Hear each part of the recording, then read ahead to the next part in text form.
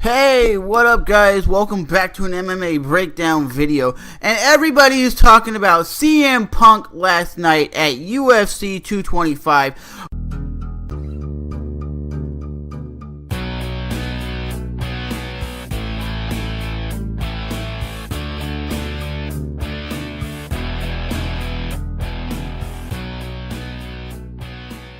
Looked like garbage, looked like trash, didn't look like he belonged in the fight. He didn't look like he belonged there at all. And for some of you guys, you don't realize this is what low MMA is all about. This is what amateur MMA is. Yes, he's fighting in the biggest organization in the world. Yes, he's fighting in the UFC. But this is what amateur MMA is all about. So, everybody's so hyped up on this fight, and they're like, well, he sucks. He's not a great fighter. Well, everybody should go back and look at Jon Jones' very first UFC fight. He looked exactly like CM Punk, like a fish out of water, throwing weird punches that really had no flair on him. For me, with the skill set CM Punk had, he did what he could do. The bottom line is, if you go back to the very first fight that he had against Mickey Gall, and in the post-fight press conference, he even says this, ladies and gentlemen. Go back and look. He says, I wanted to compete at the lowest level of MMA I possibly could, which is the amateurs, but he got offered the fight in the UFC. So if you're getting offers to fight in the UFC for, let's say, $500,000, but in Tommy Bahama's MMA, you can only make $100, where would you go? So to be completely honest, I wasn't surprised on the way the fight went. My only thing was CM Punk landed some punches. He did good in the first round. He just took a lot more damage than he should have.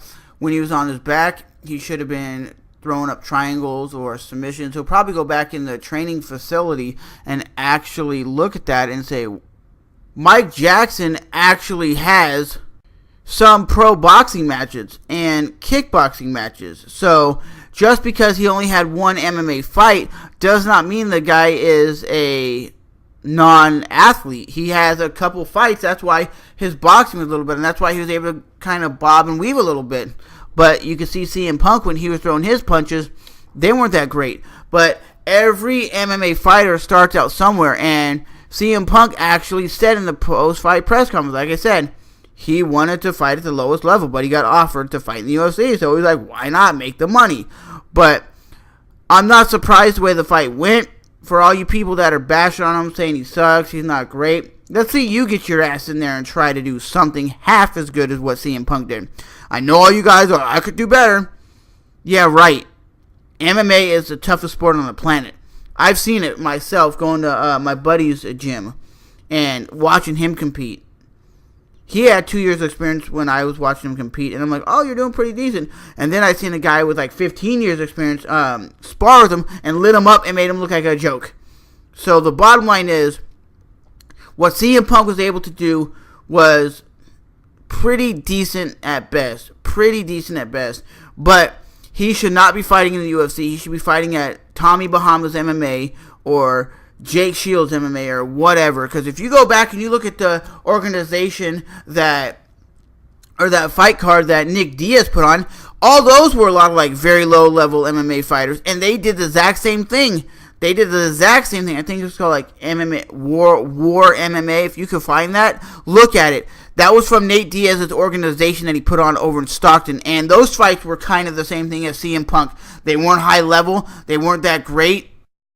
So overall, that's my take on the fight.